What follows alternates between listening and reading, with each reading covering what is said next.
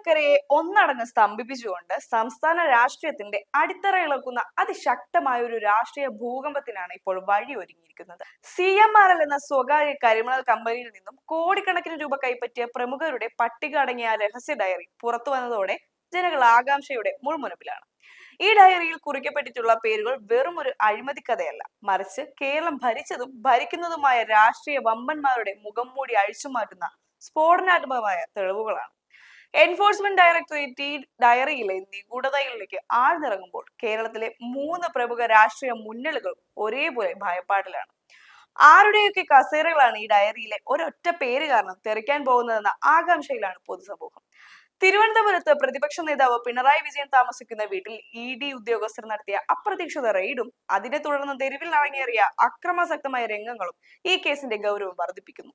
Raid കഴിഞ്ഞ് മടങ്ങിയ കേന്ദ്ര ഏജൻസിയുടെ വാഹനം ക്രൂരമായി അടിച്ചു തകർക്കുന്ന ദൃശ്യങ്ങൾ സോഷ്യൽ മീഡിയയിൽ വൻ തോതിലുള്ള രോഷമാണ് ഉണ്ടാക്കിയിരിക്കുന്നത്. ഇത് കേവലം ഒരു പ്രതിഷേധമല്ല, മറിച്ച് വരാനിരിക്കുന്ന വലിയൊരു സത്യത്തെ മൂടിവെക്കാനുള്ള രാഷ്ട്രീയ അണികളുടെ പരിഭ്രാന്തിയുടെ ബഹിർസ്ഫുരമാണ്. മുൻ മുഖ്യമന്ത്രിയുടെ മകൾ വീണ വിജയന്റെ ഫോൺ ED പിടിച്ചെടുത്തതും അവരെ ചോദ്യം ചെയ്യാനായി നോട്ടീസ് അയച്ച് ഒരുങ്ങുന്നതുമായ വാർത്തകൾ ഭരണസിരാ കേന്ദ്രങ്ങളെ ഞെട്ടിച്ചിരിക്കുകയാണ്. അന്വേഷണം വെറുമൊരു കമ്പനിയിലേക്ക് മാത്രമല്ല, ഭരണത്തിന്റെ ഏറ്റവും ഉന്നത തലങ്ങളിലേക്ക് തന്നെയാണ് നീളുന്നത്. കേരളത്തെ ഒന്നടങ്കം ഞെട്ടിക്കുന്നത് ഈ ഡയറിയിൽ ഉൾപ്പെട്ടിട്ടുള്ള VVIPകളുടെ വിവരങ്ങളാണ്. സംസ്ഥാന മന്ത്രിസഭയിലെ 2 പ്രമുഖ അംഗങ്ങൾ ഉൾപ്പെടെ 3 രാഷ്ട്രീയ മുന്നണികളുടെയും മുൻനിര നേതാക്കൾ ഈ കമ്പനിയിൽ നിന്നും പണം കൈപ്പറ്റിയവരുടെ കൂട്ടത്തിലുണ്ടെന്നാണ് പുറത്തുവരുന്ന സൂചനകൾ. ഡയറിയിൽ PV എന്ന് രേഖപ്പെടുത്തിയത് താനല്ല എന്ന് മുൻ മുഖ്യമന്ത്രി പിണറായി വിജയൻ നേരത്തെ സഭയിൽ നിഷേധിച്ചിരുന്നുവെങ്കിലും ഡയറിയിൽ പേരുള്ള മറ്റു പ്രമുഖ രാഷ്ട്രീയ നേതാക്കളും ഇതുവരെ ഈ ആരോപണങ്ങളെ നിഷേധിച്ചുകൊണ്ട് രംഗത്ത് വരാൻ ധൈര്യം കാണിച്ചിട്ടില്ല എന്നത് ഈ ഡയറിയുടെ വിശ്വാസ്യത വർദ്ധിപ്പിക്കുന്നു. ഈ മൗനം വലിയൊരു കൊടുങ്കാറ്റിന് മുന്നോടിയാണെന്നുള്ളതോ എന്നാണ് രാഷ്ട്രീയ നിരീക്ഷകർ ഉറ്റുനോക്കുന്നത്. ഈ വലിയ അഴിമതിയുടെ ചുരുളഴിക്കാൻ കേന്ദ്ര ഏജൻസികൾക്ക് പുറമെ നിയമ പോരാട്ടങ്ങളും ശക്തമാവുകയാണ്. BJP നേതാവ് ഷോൺ ജോർജ് ഹൈക്കോടതിയിലും എറണാകുളത്തെ പ്രത്യേക കോടതിയിലും നൽകിയ ഹർജികൾ ഈ കേസിനെ മറ്റൊരു തലത്തിലേക്ക് എത്തിച്ചിരിക്കുന്നു. CMRLന്റെ സാമ്പത്തിക ഇടപാടുകളെ കുറിച്ച് CBI അന്വേഷിക്കണമെന്നും ആദായ